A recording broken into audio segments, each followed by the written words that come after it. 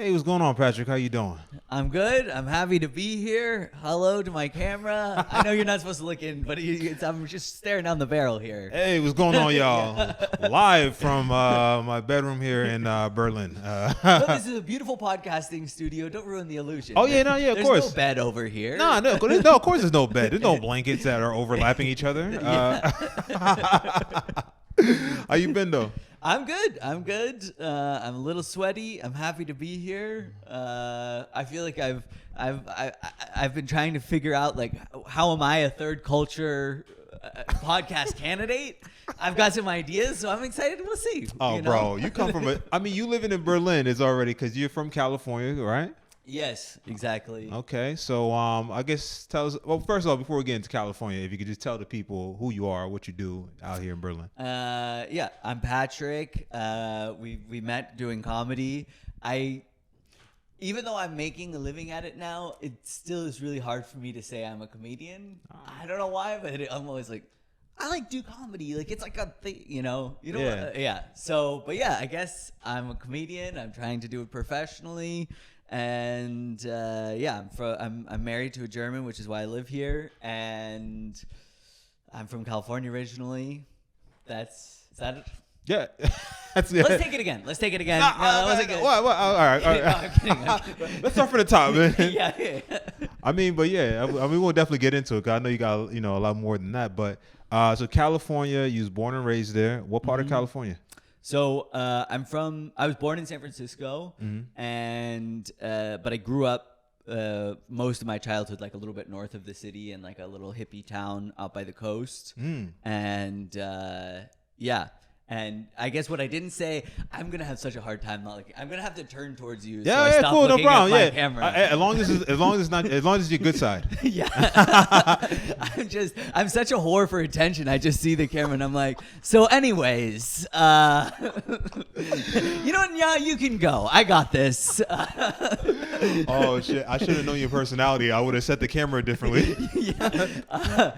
But yeah. So my parents are lesbians, which is like you already know, but that's like a big part of my kind of comedy, and I guess I would say in a lot of ways my identity. And that was the first way that I thought is a kind of interesting intersection with this idea of like third culture is like growing up in the LGBT community, but not being a part of it, you know? And that's something I think I didn't register as a child, but as an adult, now that's something that I think about a lot. And like where do I belong, you know?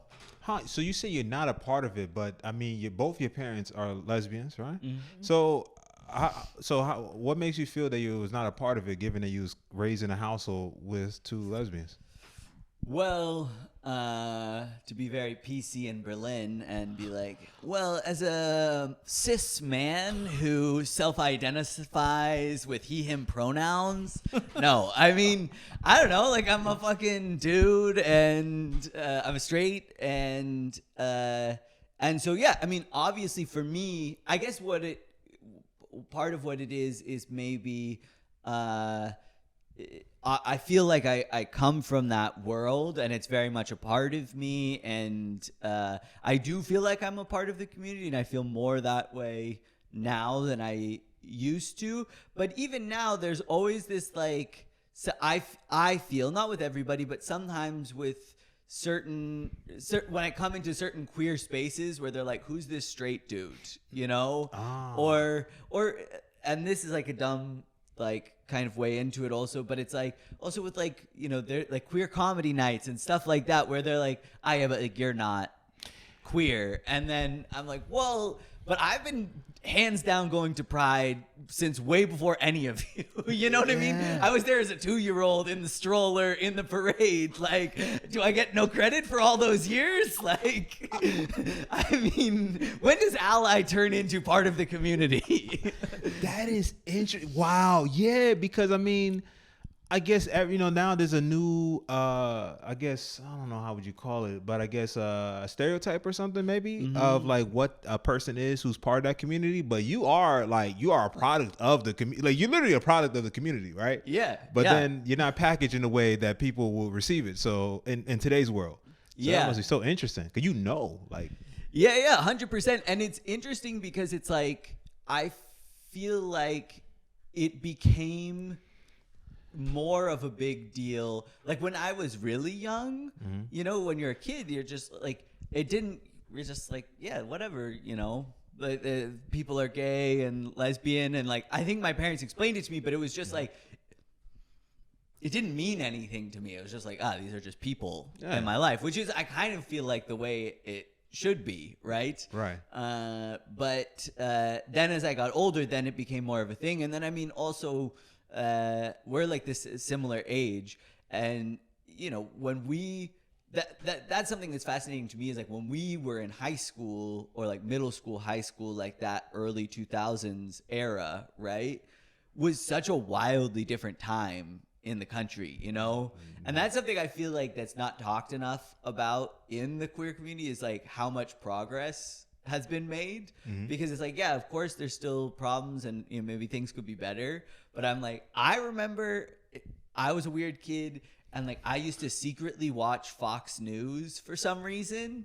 like my parents would have been pissed, like, but I'd watch Bill O'Reilly, and and he'd be like railing on like, if we let the gays marry, they're gonna marry turtles next, and like this kind of shit. And you're like, as a 13-year-old, 14-year-old, you're like taking that in, like this is so wild, Wow, that is so interesting. So while regular kids are sneaking and watch Cinemax, you sneaking and watch Fox News. And the other funny thing is like they would be like, the headline would be like something like, America in chaos, like American culture collapses in on itself, with just like scary music and then like montages of like gay dudes in harnesses and like just shit you see on the street here now, right? Yeah. But the funny thing to me would be like they would have footage from like the Pride Parade or whatever, and it would be like I was there, and so you're weird. It's weird when you're like, wait a second, like I remember that float, but it's like in black and white with like doo doo.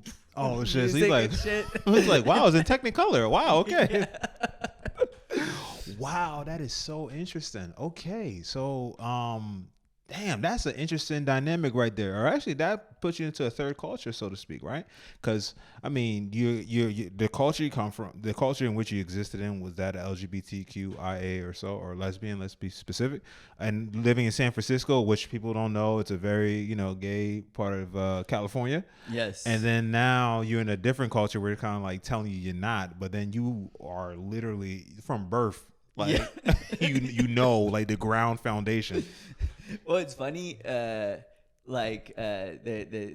a guy, Emin, right? Emin. Emin Fondi. Yeah. He's a gay guy here in Berlin, comedian, very funny. And one day I did his podcast, and I was saying this about like, sometimes I just don't get like accepted by like queer people, and he was like, "Honey, if that ever happens, you tell me, and I'll make them accept you." Wow. I was like, "Oh, that's good. That's the energy I need." That thread can go in so many ways. But yeah, I don't know. It's interesting, and I think also what's interesting about it a little bit is like now I've met a few other people who are also from this group of whatever, people who had grew up with gay parents, but there's almost no one older than me who's like, my generation is essentially the first generation of this existing, at least publicly, you know what I mean? Because before my parents, it's like you couldn't be out as a couple and then B, like have a child together publicly or whatever. And so yeah, it's an interesting like, and I've earlier in my life I like also was trying to connect more with other kids who had gay parents and stuff, and some of that was interesting, but even then a lot of the people who were interested in like connecting were a little bit older, who it's like their parents were in a heterosexual relationship and then they came out as gay, which is a different situation, And yeah, so it's interesting to like be like, where is my place, you know, kind of not ever feeling straight enough to be with like fully with the bros, like fucking straighten it up, whatever. I don't know. Yeah. Slapping some titties. I don't know. Is that what straight people do? Wow, we can tell you what kind of household you grew up in.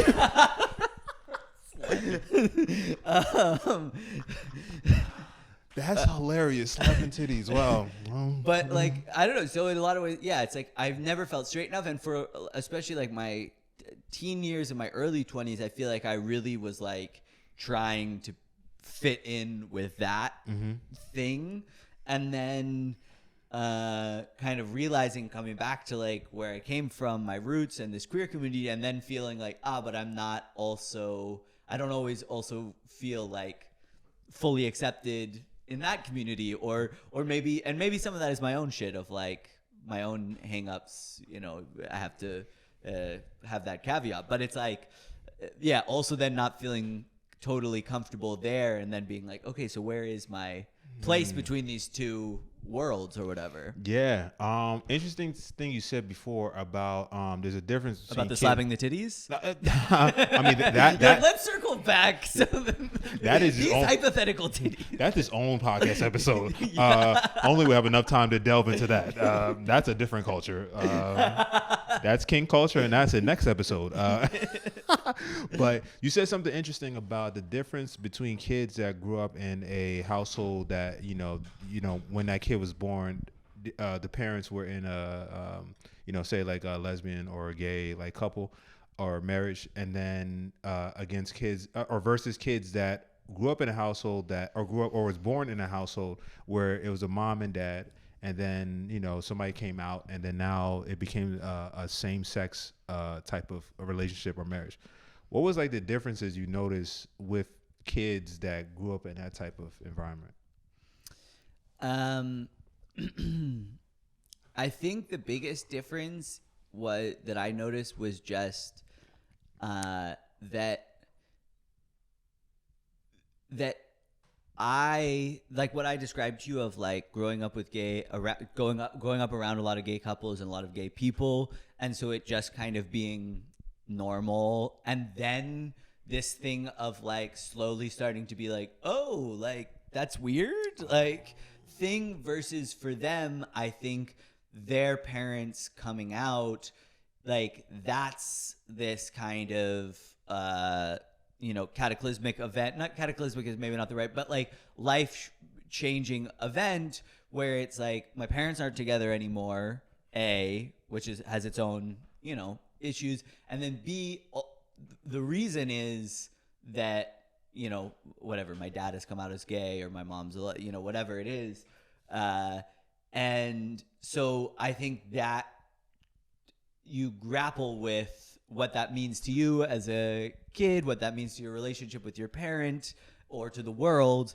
in a different way in that situation. Yeah. That makes okay. That's a good point you make there about like the separation that happens from that event of someone's coming out. That has its own like implications, and then also then after maybe something. That's a good point. So California, and then after I think, which is an interesting point. Actually, it's funny is that you were a fisherman. Yes. Yeah. I worked as a fisherman in Alaska, and man. I know I'm maybe harping on the title too much, but talk about a different culture. That was actually a joke I used to do, which was like people would be like, "Oh, was it a culture shock to like move to Berlin?" And I'm like, to move from San Francisco to Berlin is like not really a big culture shock. You know what I mean? It's like two progressive cities that like like art and shit, whatever. But to go up to like bumfuck Alaska and meet these fishermen folk, that was a huge culture shock. And it's an interesting world up there. It's people up there, they think differently about things. We might label them as like homophobic and racist, but up there, you know, you're just like, well, that guy's wild. Yeah, you like, know? wow, okay, these fishes really do a number on somebody's psyche. Yeah, he's throwing those words around. But yeah, it's an interesting world also because, I mean, there's definitely some people like me who are kind of whatever adventure minded, wanted money, who like went up to kind of see what the deal was, and then you have a lot of Native Alaskans and by Native Alaskans I don't mean like indigenous, I just mean like people who grew up in Alaska, where it's like commercial fishing is so much one of the only options in a way, you know? And it's like, well, like when I was growing up, nobody was like, oh, and by the way, like if high school doesn't work out, you could go make six figures, you know, on a fishing boat if you wanted to. Like 6 figures. Your eyes. Yeah, I ain't gonna lie to you. Yeah, it almost passed through, but then it came right back. I was like, it's like 6 figures, 6 figures. Like, What? Like, wait, whoa, what? That's 6 figures. Wow. I mean, if you're doing like, you know, especially so when you go up there, you'll find out, like I did salmon fishing, which is you work the summer, and then you'll run into these guys who are like real grizzled, and you're like, oh, this guy's like a different kind of fisherman. And they'll tell you like, I'm a year-round fisherman. And what that means is they fish all like different. So like in the fall, they'll be crabbing. Then some of them take a break. Some of them go up to the Bering Sea and do the like winter crabbing up in the Bering Sea. And then there's like cod in whatever, like late winter, early spring. And then they go for the salmon fish. So it's like they're just on boats. And like I met this kid who was like 23, such a mess, great guy, very funny, but like such a mess. And we were talking one time and he was like, yeah, I do have like, I don't know, like $150,000 in my checking account. And you're like, do you have like, has anybody told you about a savings account? Yeah, you know, like, I don't know if it's good to have like, you know, buy a home money. Yeah, you want to get in out. Your checking account. Yeah, it sounds like somebody that's in the business that can't get out. They're kind of like, yeah, you know, just, you know, you like 150, you can like leave, you can invest that or something. Yeah. That's interesting. So I want to bookmark this so for the fisherman stuff. I want to go back though, because I think it's important. Is that and both of your parents lesbians or so was it like, so I guess in terms of, I guess the term is called test tube. Yeah, so test tube actually I think is not test tube, like, but I don't know what it is. No, they do. They use but that's more where they do. It's like more, I don't know, for lack of a better term, scientific, where it's like they take the eggs out and then they do the insemination like in a petri dish and then like replant the egg. I'm so sorry, but I'm uneducated. I'm even more. But that's I think that. But what my parents did was more of like it's called just like insemination, which sounds like a vet is making a horse pregnant. And honestly, when they describe it, it doesn't sound much better, because it's like you go there. And again, they have more scientific terms than this, but essentially like a turkey baster, and they just shoot it up into you hope it sticks. Hope it sticks. I mean, Patrick, we're talking about your birth here. Can you please be a little more sensitive?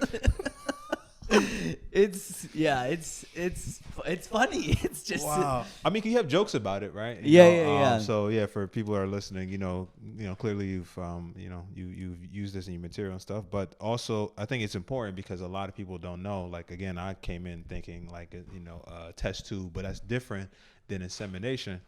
And I know one or two people that they're born this way and via insemination. And then the implications about, not implications, I guess eventually somewhere where they try to find the person that was part of that process. for either medical or for, emotional. I don't know if you ever been through that or had some feeling of. Yeah, so it's interesting. In the States, you're not allowed to know the identity of your donor, or they have the option. So basically, when you get paid to donate, which I have a very funny joke about. Come see my show sometime. But like when you get paid, I think as the donor, you can check a box where you say like when the child is 18, you can give them my whatever address or contact information so that they can reach out. But my donor didn't want or didn't choose that option, so it was like complete. Legally, there's no way I could find out who he was. And I think my parents also chose that option because at that time, that's the other thing is as a lesbian couple, and this is crazy, is up until just a couple of years before my parents used the sperm bank, it was actually illegal for sperm banks to allow same-sex couples to use them because they didn't want same-sex. Like in the 80s, they weren't like, yeah, have a child, you lady, you crazy dykes, and so it was illegal. And so a lot of lesbian couples at the beginning would just get a friend or somebody, to be the donor. And but the problem with that is then that donor has legal 50% right to the child, because they are legally the father, DNA, they're the father. Wow. And just because you guys had some agreement that no, it's our kid in the eyes of the law, that doesn't. Yeah, and it can change too based on the feeling, right? Completely. And that's, I talked to a woman whose parents were lesbians who went that route, and they were actually like a landmark case that I believe went to the Supreme Court, or maybe it was just the New York Supreme Court, but the donor wanted parental rights, and he lost. But that was like a big landmark ruling because, it set the precedent that just because you're a donor doesn't mean you're like a full, parental person, Right. So yeah, you can't know your donor. You could, and it's also interesting because now I've learned here that in Europe they don't allow that. Like you have to, if you donate sperm, you have to give the kid the option to get in contact with you, which kind of makes sense, as you said, from like just a medical perspective, to just check in and be like, hey, so. How's the prostate? It's like, hey, my toe's a little off. I don't know what's going on. Yeah, exactly. Why do I walk this way? Hey, every time I have one beer, I want 6. Is that something that you deal with, or? Dad, am I alcoholic? Yeah. Did you pass that to me, or did I do that myself? Or do I have issues? Do I need therapy, or do I need to talk to you? That's funny. But yeah, I actually I had an interesting experience recently. I was doing a show, and I was doing my normal shit about like, hey, my parents are gay, bloop, bloop, bloop. And it was at Valentine. It's a venue here, and this girl was elbowing her boyfriend in the front row, and I was like, oh, what's up? And then I found out he actually had 2 moms, and that was like one of the only times in my life I've met like another person who had 2 moms, and so I invited him. He came to see my solo show, which is obviously I was like, dude, you're guest list. You know what I mean? Yeah, the show is made for you. Yeah. And so he came, and then we went and grabbed lunch, and he had a hilarious story about that.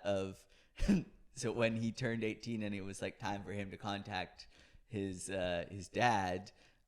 He emailed him, and he was like, the results are in, you are the father. And I was like, that's such a great way to. Did he respond after? He responded, but he was like, it was actually like an indication of like, I don't want anything, because he didn't take the joke well. Yeah, I mean, usually no one does, even on the show. I don't think everyone has ever been like, you are the father from Maury. And it was like, yeah. Yes. They're like, fuck. That's hilarious. I guess he never watched Maury because nothing good comes after that statement. Yeah.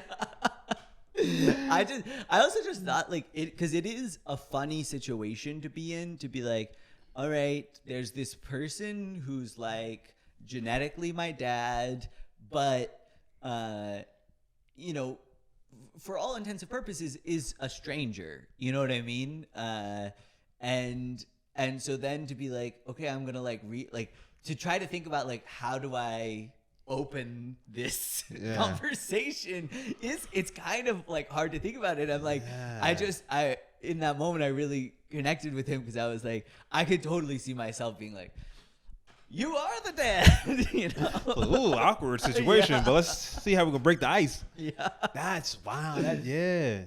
I mean, that is an interesting thing to think about. How do you reach to someone? I mean, you don't know where they're at. I mean, not where they're at, but where they're at in life and their personality. If they're even a funny person or a serious, stern person. So that's a lot of layers. Involved with that. It's an interesting thing, and I actually think one of the most interesting things about growing up the way that I did is, to me, it's like a fascinating case study in the whole idea of like nature versus nurture, right? Because you know, I have one mom who I'm genetically related to, and the other mom who genetically is a stranger to me, but they're both equally my moms. And especially as I get older and you look at like who I am as a person, you know, it's like there, in a way, sometimes I'm like, there's more stuff from my non-birth mom somehow that came in than my birth mom. And it's like, I don't know, it's interesting. And like that was like my thing in general, is like a lot of the people that I grew up around that I consider family weren't related to me, but like are completely more my family than, you know, some of the people who are actually like blood related to me, you know?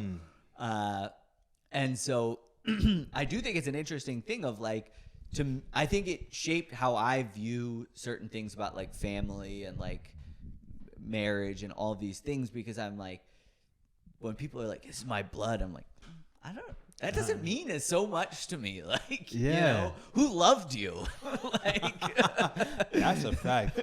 Yeah, I mean, even in our African culture too, like, you know, a lot of people that call auntie or uncle are not blood related. They're like usually like a very good friend of the family. Like it's almost, like that's just how it is. Yeah. And it's almost to the point that I sometimes forget they're not blood related, but it's almost as if we are. Just through that love and that camaraderie and also caring about you, right? But sometimes people by blood don't care about you, you know, or they try to use, you know, ironically, blood to somehow gain access or take advantage of you. Yeah, totally. Well, I think that is such a thing of like, who was there at all of those like moments in your childhood and as you're growing up, and who you had these like connections with, like that is your family. That's a you fact, know? bro. Yeah, that's an interesting way of thinking about family through that experience that you went through. That's interesting. Okay, so so I just wanted to touch on that because I feel like that's important. Well, I have one more thing I could say about that. Please. You can tell me to shut up. No. Let's go into it. Let's go as far. You can put it. Yeah. So the other interesting thing about my childhood is so I have my mom's, but then I essentially had like a second set of parents who were not related to me, but like my mom's best friend. She went through menopause super early, and so her and her partner couldn't have children, and he really wanted children. They wanted kids, and what my parents realized, which is something is one of those things that I get pushback on in current day things, is like my moms were like, oh, it's important for him to have a male role model, and it's interesting now. Sometimes like I'll have lesbian couples come up to me after my show or something and be like, so like, is there anything you can say? And I'll be like, well, one of my mom's the things my mom said that was most important is like, make sure you have a good male role model. And they're like, some were like, I think there's enough male role models out there, and it's like, That's all right, funny. Yeah. But like my parents, they said like, they just saw like, I was just glomming on to like older, like we had a neighbor when I was a kid who was like an older guy, and they were like, we just saw you glomming on to him, the kind of being like looking for that male energy in your life. Mm-hmm. And we just realized like, okay, he's going to look for this whether we like it or not, and what we're in control of is like, is it the type of man that we want to be, like someone who's going to be positive and good and like have the same belief system as us. Yeah. So they asked them to be basically like my godparents, but like a second parental role, and I would go and I would stay with them, like essentially as if like it was a child of divorce, like, 1 or 2 weekends every month I would go and stay with them in Oakland, and they were like a huge part of my life, and we'd take family vacations together. I had a whole point when I brought that up. Uh-huh. That part's gone now, but No. more information. There you go. In terms of the insight that your parents had, like, of like having a male role model in your life, that's actually very impressive, because especially in certain communities, that's not looked at, it looked down upon based on what you said, right? In terms of like male role model and stuff.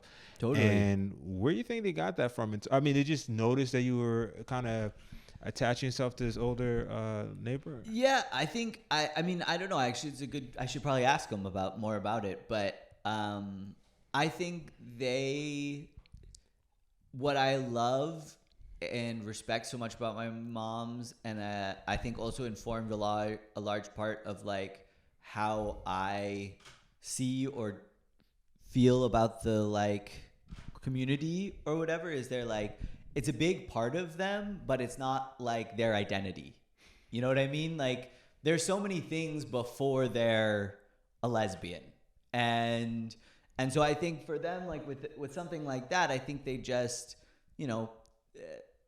they both, one of my moms had a more complicated relationship with their dad, but to some extent they had good relationships with their dads. And I think they probably just saw that as something that just seemed like a good idea, basically, from, like what I said with the way I was starting to interact with guys and stuff.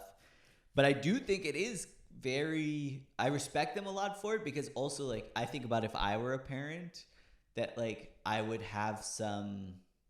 could imagine I could have some like jealousy, like, of course, when I went to see them, once a month, it's always like a fun time, because it's like a special fun thing. And so then you're like, oh, these other people get to be like the fun parents all the time. Yeah. But the older I get, the more I think, I was just talking about this with my wife, is like, I actually think that like the way I grew up with that is going to be the future of like our generation having children, because it makes so much sense. Like from my parents' perspective, as a parent, if once or twice a month, you have a weekend to yourselves to just be a couple and not be a parent. Oh my God. The best. Yeah. That's, of course you would want that. For a fact. If you're a couple who doesn't maybe want kids or wasn't able to have kids or something, to get to still have that energy in your life and still kind of get to be like a parent, but you only have to do it once or twice a month, also really works. And from a kid perspective, for me, it was like they were two more adults who I trusted like parents, but I think sometimes because they weren't so present in my life, it was also easier for me to talk to them about stuff that maybe was harder to broach, with my moms. And then they were good friends with each other. So it's like, I could be like, for example, my mom wanted to like move me to a different school. And like, I didn't want to, but I didn't know how to say that to her. And so I told my godmother, and then my godmother is my mom's best friend. So it's like, she was able to bring that to her and be like, I think maybe you should leave him in, you know what I mean? Yeah. And so I like, because people our age, I feel like, are less interested in having kids generally. And maybe that's also just Berlin. You know, if you live somewhere else, it might be a bit different. But I do think that could and maybe should be like a future of what families look like, is if you have a close friendship, that you can have this kind of communal family thing. And I think it would be good for the kids. It's good for the parents. It's good for everybody, you know? That's a good, wow. I never really thought about it that way. I mean, in terms of like, you know, having that certain energy with couples or, you know, or people in marriages that don't have kids or don't want kids, to have that energy in their life. And then also for the people that do have kids, to also offload that, because like on some real shit that you want some space. You need a fucking break. Yeah, just want, you know, like, hey baby, just me and you, that's it. No kids, no nothing. Yeah. And it's important to add to what you're saying about like just the diversity of people in general, whether that be by, you know, gender or by race or whatever. But at the end of the day, this world is made up of many different like races and genders and things that you kind of need to see that. Yeah. And see how, to many different ways, how, like, you know, how a man operates in a marriage or something, how, you know, how a woman operates in this scenario, that scenario, and just seeing it, to, because even myself too, like that was one thing that helped me out a lot as a, you know, as a guy here, that to see like, say, hey, how dudes just operate in a relationship or something. And then now that informs me on how I perform in relationships. Like, you know, majority of the men in my family were married. So just seeing that, and then that was just like a framework of like, okay, when there's a guy and a woman, these things tend to happen, and this thing, and you know, you be nice, and you know, make sure she asks for something, you know, like you just see that. Yeah. Instead of getting it from, I don't know, YouTube or whatever social media. Yeah, or some weird like twisted like movie version of what a relationship is supposed to be, or you know what I mean, like. Yeah, it's important to have those examples, and exactly also what you said too is it's like it also is an opportunity to add like a diversity of experience and or whatever. And like for me, like growing up with my mom's, it's like we lived in this little hippie town which was super white, you know. And then I would go visit my godparents in Oakland, and my godfather grew up in the East Bay and shit. And so like he also like introduced me to so much like of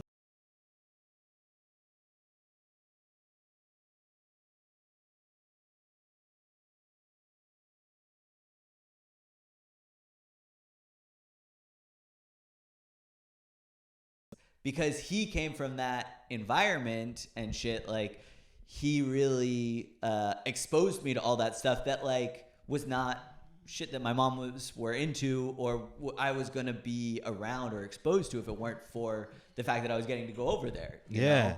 Damn, that's wow.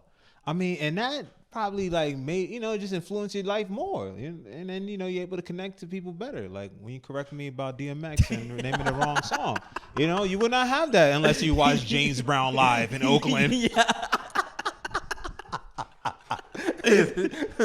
So I'm glad you did that.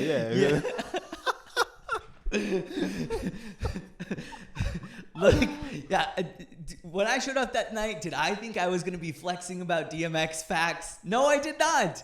But sometimes, you know, you see a window of opportunity and you're like, I got to swing for this one.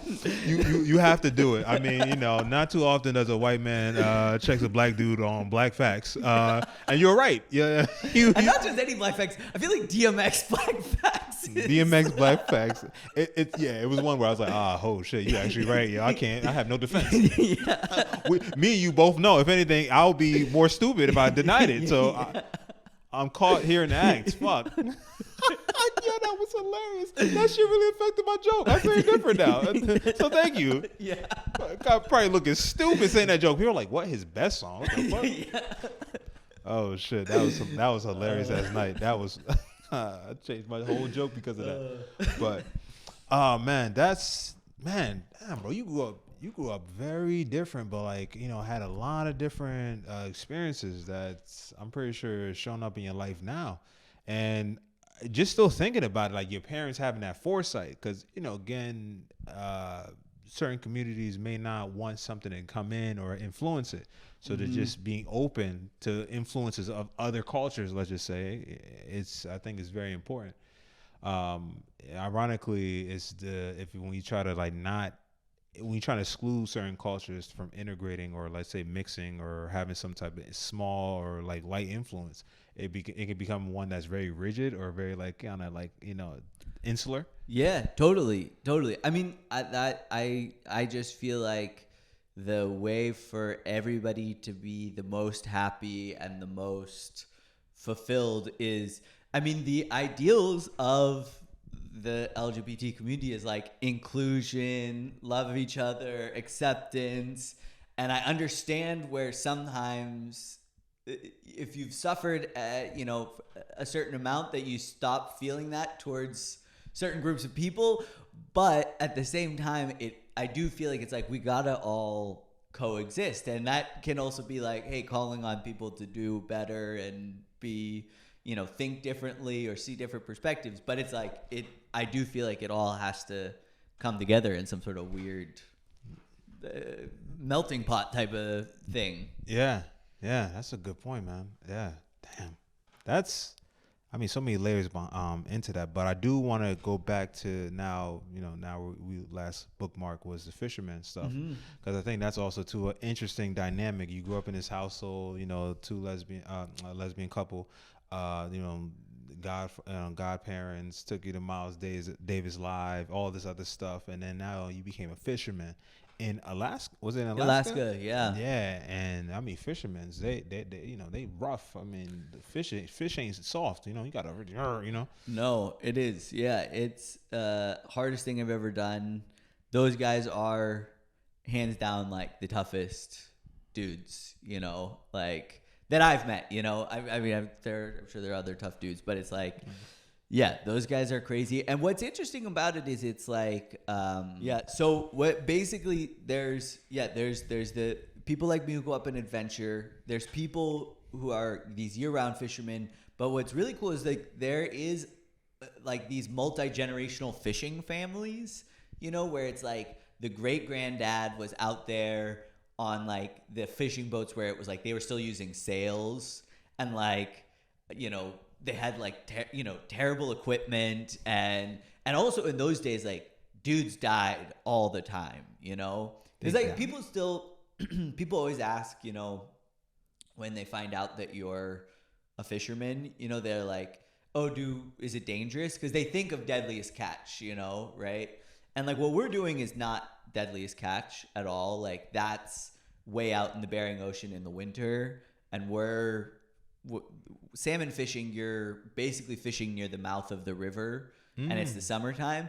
It's still rough, and the thing I always say is like people die every year, but the way that the number one way people will die is that they get up to pee in the middle of the night and they fall off the boat and just nobody realizes, or the other big one is like people, crazily enough, are like getting hammered and doing a lot of drugs on some boats, and so they're just like fucked up. And if you fall off the boat, your chances are very slim that you're making it back, because the tides and currents up there are like nothing you've seen, because it's so far north. So it's like I don't know, again, I'm stupid, but like the magnets or whatever, but it's up there. The tides make this way, way, way crazier distance. And so when the tide is going in or coming out, it's fucking ripping, like if you look at it, you'd think it's going 50 miles an hour or something, Wow. And so if you fall in, it's A, freezing. So you've got a limited amount of time. Yeah. And B, if the tide's going, you could be swept out miles where you're not. No one's going to be able to find you. Oh wow. So, but yeah. So what's interesting is like there's these generational families where it's like the great granddad, the granddad, and then it'll be like a father, and then the father's two kids worked on the boat, And when they get old enough, he buys them a boat, and then like now they're all fishing together, and it's kind of beautiful in a weird way, you know, like and for those guys too, like if you're a captain and you own your own boat and you're, you know, kind of come from one of those families, it's like you are making good money, and like that's your life, you know what I mean? Like you're set up pretty well. Wow, I mean, I never really thought about it like that in terms of like how multi-generational it can be to that level. It's very old, like everything about it. Like when you go up there, first of all, it does feel like you're going back to like the 80s or the 90s or something. Like when you get out there, it just feels like you're back in time. Everything's just kind of worn down, and like, you know, there's no cell reception, and the you know, the places where you could get Wi-Fi are limited. And, oh wow. it's just that like, yeah, this like old school feeling, and then yeah, everything about the industry itself also feels very of another age, you know, like when I did the job, which is, it's so insane, or when I decided I was going to do it, which now I feel like is so insane. The way, if you can't get yourself a job lined up, what people do is that you just buy a one-way plane ticket up there, and you just walk around the boatyard before the season and just be like, you need help? You need somebody? And just hope somebody wants to take you on. Yeah. And then if you don't, then usually at the processing plants, you could still at least get a job there. But like, in what other industry would it still be like, yeah, just go up there and walk around and ask for a job like it's 1912, you know? Like, that is some back in the day shit. Yeah, like in terms of just, you know, going there and then showing up and stuff. So what made you become a fisherman? What led you to doing that? Debt.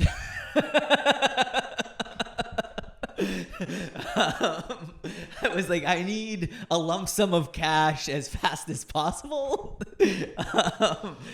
No, I mean, so not to go too far into my life story, but basically I had moved home and I saved up a bunch of money and I went traveling.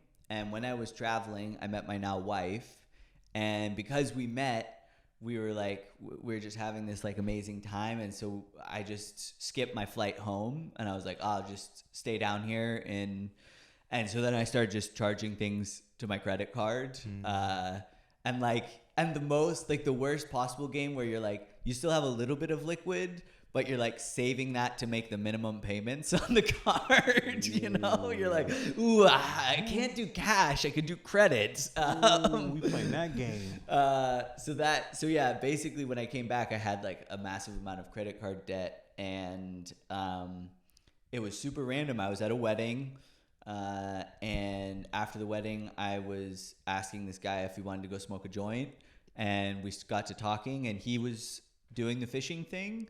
And he was telling me about it, and I was like, it sounds kind of cool. And what he said, which I think is also the perfect advice for comedy, but he was like, if it sounds like something that you'd think you'd like, you'll probably love it.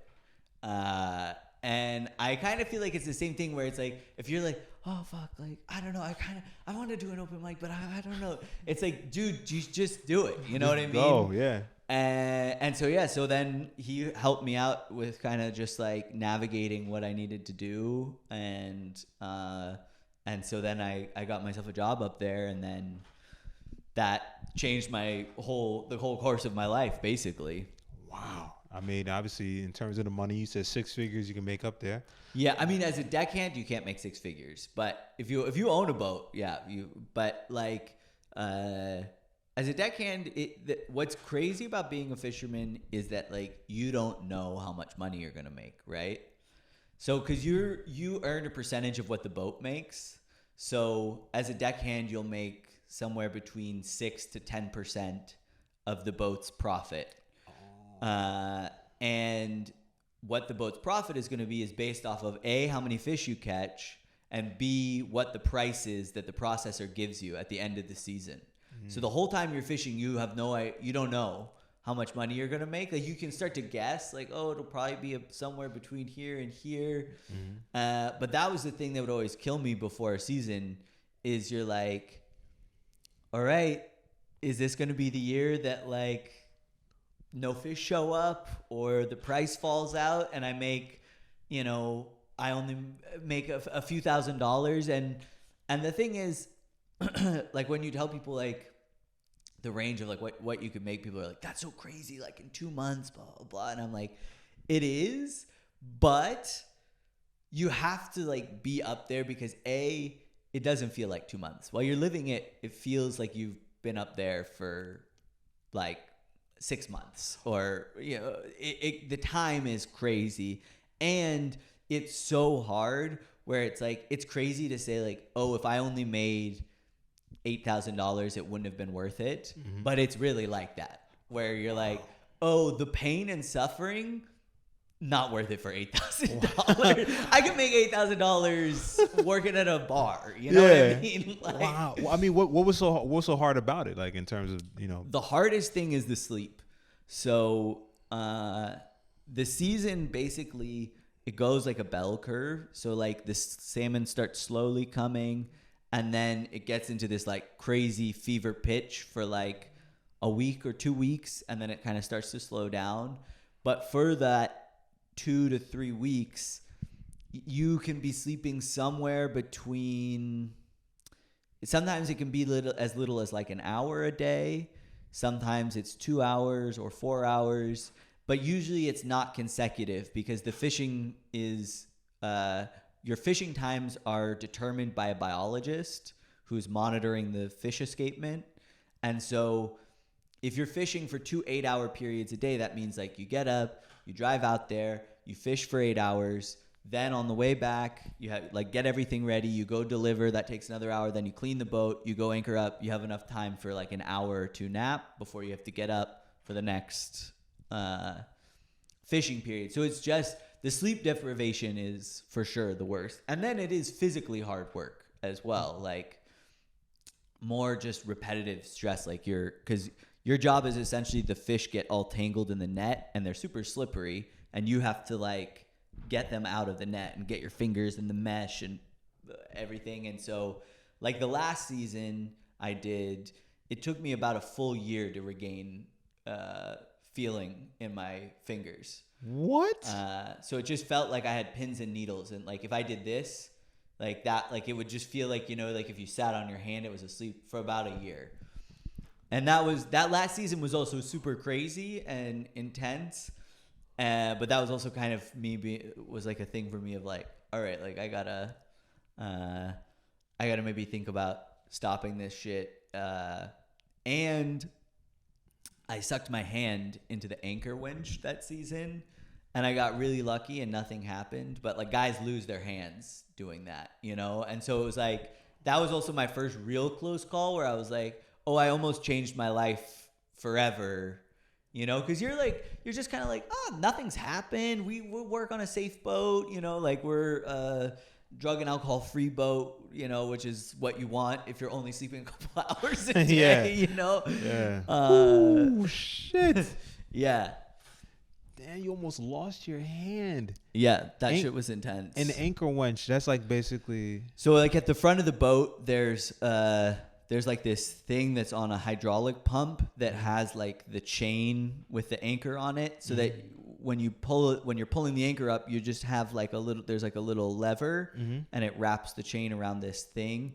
And I was super sleep deprived, and I was sitting on top because at the end you have to pull the last few feet by hand, and I was sitting on top of it, and I slipped onto the lever while I had my hands on it, and so it like sucked it up into the thing. And yeah, I was super lucky. My hands were already, that's the other thing, your hands get like 3 or 4 times the size. Okay. Like you wake up and you can't, like it's like you can't bend it, move them. Yeah, you can. Yeah, you have to. And so like the beginning of the day, you have to just like, and so because my hands were already like that, I had someone on board who was like a medical person, and they're like, I think your hand was just so swollen, it should have like shattered the bones in there, but it was so swollen that it just, it just fucked up the skin a little bit, and that was. Oh wow! Wow, bro, that is crazy. You almost lost your hand. I mean, that's good. Yeah, wow. I mean, because, you don't, unless you're in that type of industry, you don't realize how easy it is to lose like a body part in those type of professions. Yeah, completely. And you see like the guys, the thing that's the other thing is like being a deckhand, I was reaching the age where it's like, you don't see very many deckhands who are older than me. There are some, and they're grizzled. Like can't bend your hand. Yeah, there was this one guy who used to his boat was parked next to us in the boatyard, who was such a character, man. Definitely like an alcoholic, but he shattered his shoulder one season, and he kept fishing. Like he just did it all in here, and when he got home to have the surgery, the doctors were like, it looks like you were in like a severe car accident, Wow. Like, did it ever get recovered, or is just like? Yeah, they had to like put metal and a bunch of bolts and all that shit. And then he probably can't even reach over his head anymore or something. Not, yeah. Oh my God. Yeah, that's with the lucrative money comes, it's like fast money, but fast money can affect you definitely. Yeah. Oh my God. But But then if you get yourself a boat, then that could be a huge, thing for yourself. Yeah. But like you have to love it, like my captain, his birthday is over the season. And you just have this realization, like he got married one of the years I was working for him. And you just have this realization that he and his wife have never spent his birthday together, and they never will. You know what I mean? Because it's like every summer he's in the thing, and you hear stories too. It's like kids, if you're as a captain, that's your main money, and like your family's main money. So it's like it's very regular that guys miss the birth of their children, or or they at least they'll try to plan it so that they don't miss the birth of their child.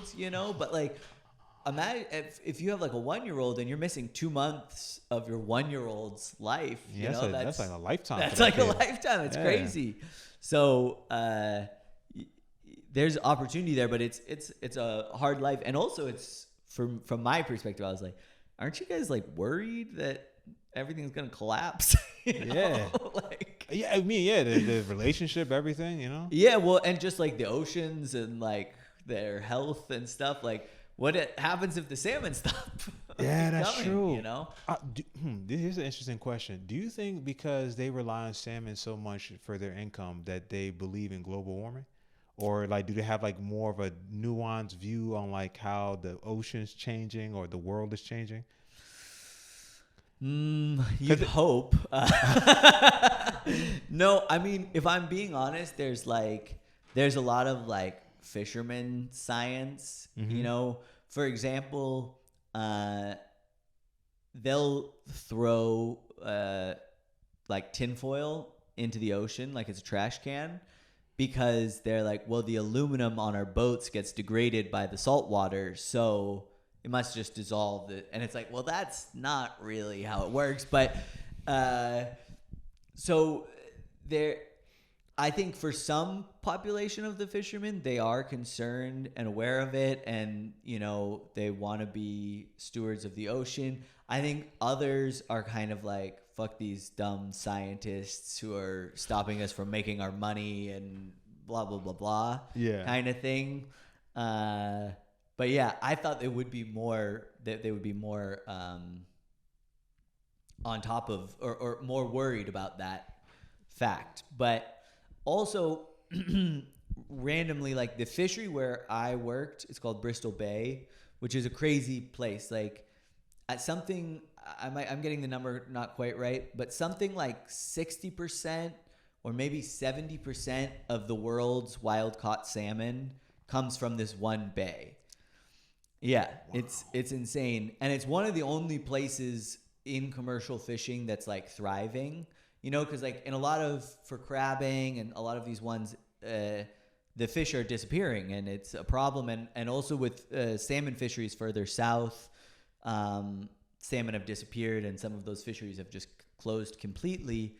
And here, the last 5-6 years, it's been the largest number of salmon like ever recorded. Like it's been crazy. Yeah. You know, the amount of fish that have been returning. So I think also for some of them, they're like, it's like the thing where, you know, dumb people will be like, well, the winter is super cold, so global warming can't be a thing. You know what I mean? Like, it's like, okay, well, let's scratch a little below the surface. Yeah, it's a little bit deeper. I mean, other people are suffering. You know that, right? So would you say through this time of you working at the fishery, more specifically with salmon and stuff, do you know what's a good salmon? Like, does that affect your choices in food? Yeah. I mean, first of all, you should only ever eat wild-caught salmon. Like, the farm shit is, like, super nasty. Okay, how so? Well, they're basically raised... So salmon... Okay, this is going to really get TED Talky now. Sorry. Hey, no problem. We're talking about salmon, you know? Yeah. Let me know when I should go back to talking about slapping titties. So, anytime.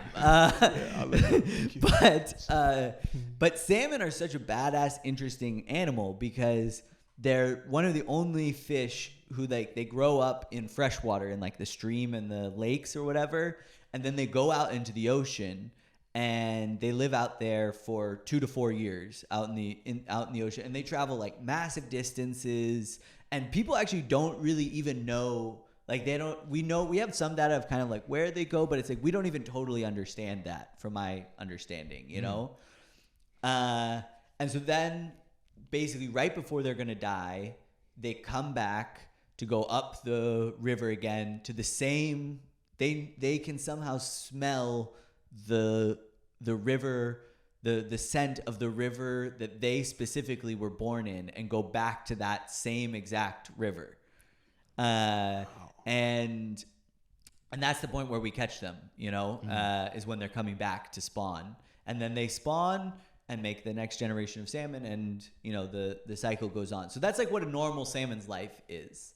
And a farm salmon is just, it's in the ocean in like basically a netted in enclosure, and they're just sitting in, you know, 20,000 salmon's piss and shit and all this stuff. And like when you get a good salmon, it has this pink color, and the farm salmon, they dye pink because it comes out kind of like white and anemic looking and nasty. And so and the way they kind of make it seem like farm salmon is better is they'll be like, it was never frozen.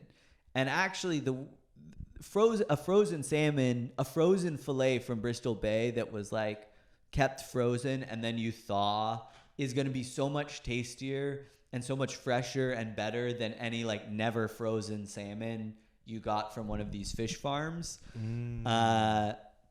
So that's one thing. The other thing is also like once you've had the experience of, and I think this is probably true with like most foods, you know, but like at the end of each day when you get done fishing, you pick one salmon from the last set that you just had to cook for dinner. And so when you're eating a salmon that you caught 10 minutes ago and just then filleted, and it's just like fresh from the ocean, and like the color of it and everything, it's like the taste of that is just hard to replicate, you know. Man. So okay, we're in Berlin now, you know, and do you find that it's easy to find fresh fish? I feel like it's difficult. I can't never find it. Yeah, to be honest, also though, I don't really look. Like the other thing is I actually rarely eat salmon now. You probably get sick of it. I mean, yeah, because you have salmon for breakfast, lunch, and dinner. Like, because on the fishing boat, there's no access to any fresh food. So everything you're eating is coming from a can, you know, and the only fresh thing you have is salmon.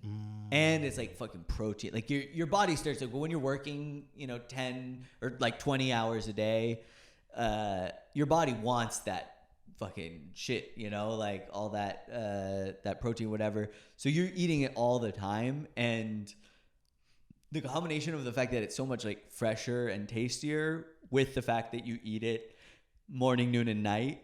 By the time I'm done with the season, you're kind of like, I don't know if I need to eat salmon. It's like, yeah, it's not worth it. Yeah. Yeah.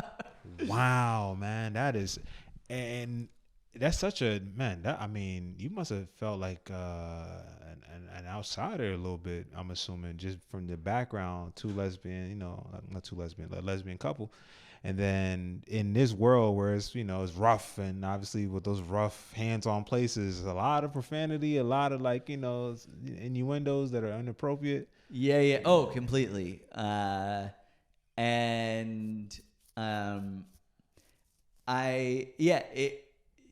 I said, I've heard I worked with a guy who, pardon my French, called my parents lady fags. Wow. And he said it, like, the funny thing is he said it in a positive way. Like, I had a bit about it, because he was like, he found out, I was like, your parents are lady fags? That's awesome. He said that. And it was just like, there was something also, I think, for me, I wish more people could have experiences like that, because what you realize is a lot of the people who have had some stuff to say about my parents, or just, you know, were a little bit like, what's up with this guy, San Francisco, what do you like, you know, like we like our guns, whatever the shit is, like, they say some problematic things, they maybe have some problematic ideas, but like if you get to know them, they were good people in a lot of ways, you know, like would help you out, you know. Yeah. Oh shit, our boat just broke down, we're floating in the water, which is dangerous, and they'd stop fishing and come get you and tow you and lose money to help you get to safety, you know. Yeah. And so I don't know, it was an interesting experience to be like, okay, you know, it's just another example of the fact that the world is not like black and white. There's a lot of gray areas in people. Wow, that must have nuanced, man. I mean, that must have not humbled. I don't want to say humbled, but like gave you another like I mean, I don't know if you say like nuanced you or something. Like it kind of blurred things in terms of the black and white. You know, because I mean, in cultures, the one you know, I won't say negative, but some of the things that can lurk in there is people can just be outright offensive. But then like really help you out in ways that are like for real. Like it's like, oh yeah, you saying offensive stuff, but you will like save my life. Like that makes it very like that makes it gray immediately, because you're like, oh, you clearly like care about me because my life is saved because of you. Yeah. So where do we go from here now that I know you say offensive stuff, or you probably align in some things that are of offense to me, but how do you deal with that? Yeah. And that's also something I feel like I've always struggled with, which is like and I'd be interested to hear your perspective on this, because I'm sure you've also run into the same thing, just being like a black guy in America, where it's like, where's the line of like when you want to like kind of stop the fun and be like, hey, don't say that, you know, or like that's fucked up, you know, because it's like I can imagine maybe this has happened for you, but it's definitely happened for me, where it's like, oh, whatever, you're hanging out, and then someone says something that's like, ooh, that was like fucking homophobic, you know? And you kind of want to be like, hey, like, I want to educate you or whatever. But you also know it's like, once you do that like is a big energy shift. And for me, sometimes I'm like, if I don't know the person enough, I'm kind of like, I'm going to let this slide, because it's like, I don't care about you anyways, and I'm going to let you go be stupid to somebody else in the world, you know, like I don't and then if it's someone closer to me, I'm like, hey, like maybe just think about the whatever. But I don't know, then I feel guilty also if I don't say something sometimes, you know. I guess from my perspective, you know, as a black dude from, you know, born in America, and also too, to add to it, like an African, you know, like, because the majority of my family's from Africa, so that adds like a different layer to it, that when it comes to certain things that are said offensively, it's interesting for me because the culture I grew up in was like also Liberian culture and like black culture. So like, you know, when it comes to African culture, there's just some things in terms of like, say, slavery, for example, like intellectually and like, you know, culturally, yes, but like from a spiritual level, I don't share that. Just because, you know, I can go back like to the village where like my, you know, great grandmother like founded, you know, like I can go there. I can see how my people live for hundreds, you know, I can have access to that. So I don't have that spiritual like response if somebody say something offensive, like, you know, somebody call me the N-word or whatever. Like it would be more so I will find offense because who do you think I am for you to say that? Knowing that it is wrong. Rather than somebody else, they might have like that plus like, because sometimes I tell people, I'm like, hey, look, I won't talk to you or whatever, but then, you know, you say that to somebody else, they're gonna probably just punch you in your face, you know, like, and I'm gonna allow it. Yeah. So I'm like, let me just let you know, but like, don't. You're gonna get yourself in trouble with that. You'll get yourself in trouble, like clearly, but. In terms of that, there's some people that, you know, like, especially in comedy too, where they might have like just offensive stuff in general, or even like about, say, African people, for example. That's like a big thing that I pretty much faced in my life, which is being like looked at differently because I was African. Like, you know, even having like most of my life I had an accent. So like even me saying I was born in America, for most of my life people didn't believe me. You know, so like. And do you feel like you got more? Was that more confusing for like other African Americans or for white people or both? Like what was it equally that you got pushback on that side of it, or was, because I could imagine, you know, like what you're describing is actually in a way kind of full circle similar to what I was talking about, where you're like, oh, I'm like part of this community, but like still somehow there's like some separation, you know, of like, oh yeah, like I'm African American, but I'm also like African, and you guys maybe see me as not totally of us or whatever. That's a good point, man. And it kind of felt like that at times, you know, because there's maybe some things that I did that made it like a stark difference of like, oh, okay, that's some African shit right there. You know what I mean? Like, whoa, what was we talking about?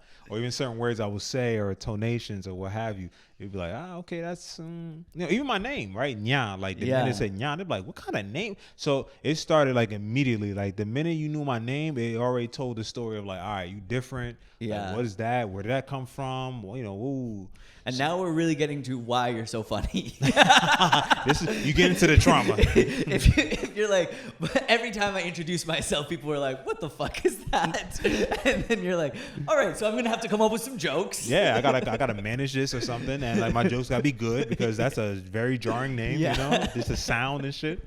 Yeah, it was interesting in terms of like dealing with it. I think in terms of pushback and stuff, it was just an interesting dynamic because in terms of the African side, I got that more from like the black people that I grew up with or so, and then the white people.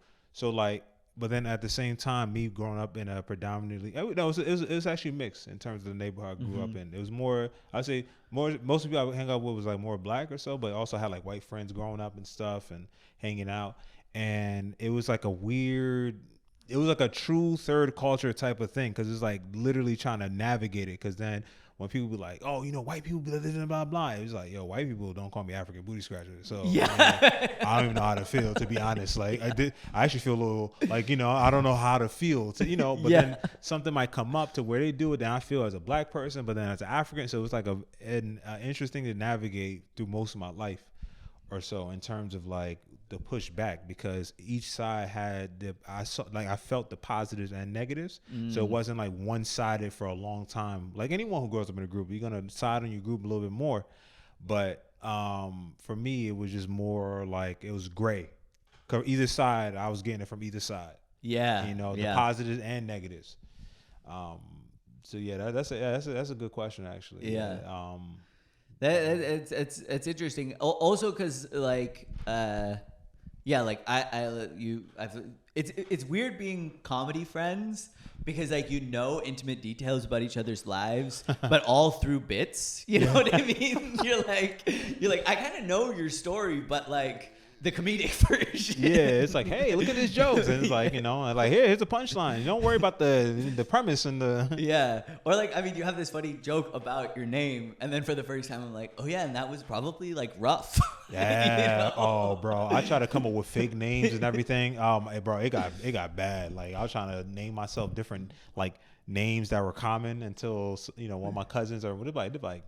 You ain't James. Your name is Nya. They're like, Nya. Whoa, what the? Yeah. I'm like, who's Nya? Who made that sound? It's like, no, he's Nya. They're like, what?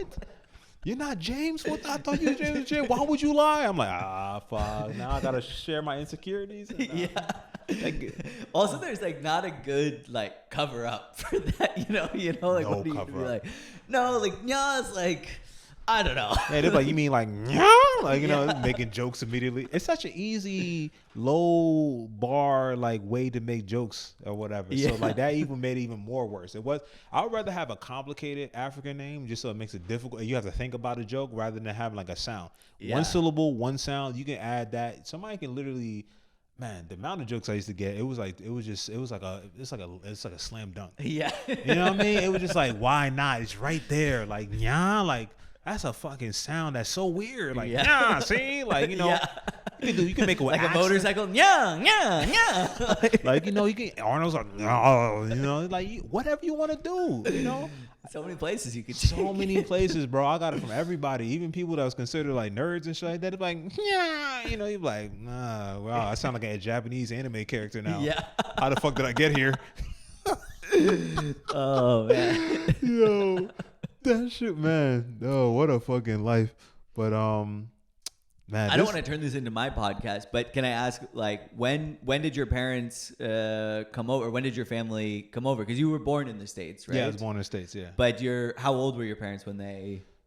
I don't know, maybe like in their 20s or so. Okay. Yeah, they're so they had lived in the U.S. for a little bit before. No. Like literally, I was the firstborn in America out of everybody. So like literally my mom, like if she missed the flight, I was gonna be born in like Liberia. Oh shit! Oh, so she came over like super pregnant. Yeah. I mean, she came to the States a few times before and stuff, but like in terms of like coming here to live, like that around that time of that decision or so, was a time like when I was about to be born. And so did she speak English when you were growing up? She did, but like it was a strong accent. So like the Liberian English is one that it is English, but like the accent can be so strong that like it's almost hard to understand. Ah, okay. Yeah, so it is English. So they speak English in Liberia, but it's like this Liberian English kind of. It's very strong. Like it's to the point that the way I speak English, if I speak to my niece back home, like in Liberia, she won't understand me. Like the way I'm speaking English now. Oh, really? Like I gotta really turn on the accent for her to like understand. Wow, that's crazy. It's every time I talk, I gotta like really like tap back in and then speak in that accent in order for my niece to understand the English. She can understand. Yeah, that is so wild. There's a Scottish guy here in the comedy scene, and whenever he talks to me, I get like 10%. Maybe, like Scottish. And it's crazy that you could speak the same language and that it would be so that you would have to be like, well, I gotta like really do the Liberian accent to be able to be understood. Yeah, and it's shocks because I forget everything, and sometimes I will still have it, but it'll be like light, so I gotta really get into it more, which is interesting. So yeah, they spoke English coming here and stuff. But it was difficult, the time they came and stuff, and then like trying to figure it out. So like, basically the way I was raised was that of a Liberian like type of like called, like the way we took a shower, or like, I mean, bro, most of like my it wasn't a shower, it's like a bucket with water, So like we'll have it. Grandma would bathe me, but like she would never use a shower head ever. Yeah. She would just have a bucket with water and like bathe me the same way back in Liberia. Yeah. So like, so like, even when I go back, I like know how to take it. It's not like, oh, what do I do? It's like this is the way I was raised. Yeah. Because they just came here. Like they literally just came here figuring out, but then still had Liberian culture. And then all my aunts and uncles, they just came too. So like most of my atmosphere, my ecosystem was that of like Liberian culture. Interesting. Were they worried at all about you becoming too like Americanized and... Yeah, that is an immigrant type of thing because you got stereotypes, right? And unfortunately, stereotypes that are broadcasted from America or that are like highly, I don't know, not it's like glamour. Not I won't say glamorized. It's just like hyper whatever. It's not even like the true culture of whatever is being shown on the TV screen or in the movies. So like somebody looking at Boys in the Hood, that ain't all black people. Yeah. Right. But that's what's selling and that's what's being projected. So someone new coming to this country, they see that, they might be like, oh shit, like, American black dude, they drive-bys or some shit. Yeah. So I didn't get that, honestly. And I know family members or people that like, their kids, they said that they had that conversation, or maybe they had like, yo, don't be like these American kids. But biggest folks are just like, yo, just work hard and stay in school. And that was that. And I have friends from all over, like I had, one of my best friends is a white dude, went like actually Italian or whatever. Used to go to their house, they cook spaghetti, this and that, whatever. These dogs used to run around and shit, like listen to rock. His older brother used to listen to rock music and shit. Play Magic the Gathering. So you're really going through like white person bingo right now. Pretty we got Magic the Gathering. Yeah, sounds like a party. Megadeth and shit. Playing like. I'm like, what is that? Then it became background music. They're like, this is our culture. Yeah. I was like, oh wow, okay. Okay, cool. You guys can eat to this music. I'm just eating spaghetti and meatballs. I'm like, hey, how long they feeding me? You can keep on screaming at the devil. I don't know. That's just hilarious. But yeah, it was an interesting time, man. Now looking back at it. Yeah, thank you for that question, man. Like, it's always like nice to also talk like this and get a little more like, who you are and what, yeah, the whole thing. Yeah, I can't hide behind the microphone. Yeah. I only for so long, and I have to expose why I'm insecure about my name. No joke. Yeah. I'm over it now. But yeah, so I think we got to do a part 2 of this, man, because we even tap into fucking you even traveling out here to Europe and stuff, which that is his own saga as well. Yeah. So do you have anything? Do you have anything you want to like tell the people, or you want to? If you live in Europe, I'm going on tour. This comes out in a few weeks, I guess. Yes. Yeah. All of April, I have some tour dates, and in May, I'm going to Denmark and Portugal. PatMoreComedy.com. Come see my show. It's very funny. Otherwise, for the love of God, follow me on Instagram. Jesus Christ, I need every single follower I can get. I will, I'll send you whatever you want if you follow me. He'll send you even feet pics. He'll do it. Yeah, if you want to see these gross feet, I'll send you a pic. Yeah, Just... if you want to see fisherman feet. And, it's a rare commodity, so make sure to catch them before they go away through some anchor wench or something. That was the only fisherman feet that was available. Yeah, you don't want to be a footless fisherman. So get them while they're hot and fucking follow me at Pat Moore Comedy on Instagram. Nice. Perfect, man. And yes, I'm Nyan Yenifin. You can follow me. You have all the information in the bio. Nyamean, Nyamean. Guys, thank you very much for listening or watching. This is Third Culture Talk Podcast. I'm your boy, Nyan Yenifin. See you back with the next one. Peace. Fuck yeah. There you go. Perfect. All right. Perfect, bro. Nice, man. That was awesome. Yeah, it was good, right? Yeah. Shit, bro. We done a lot of stuff going on.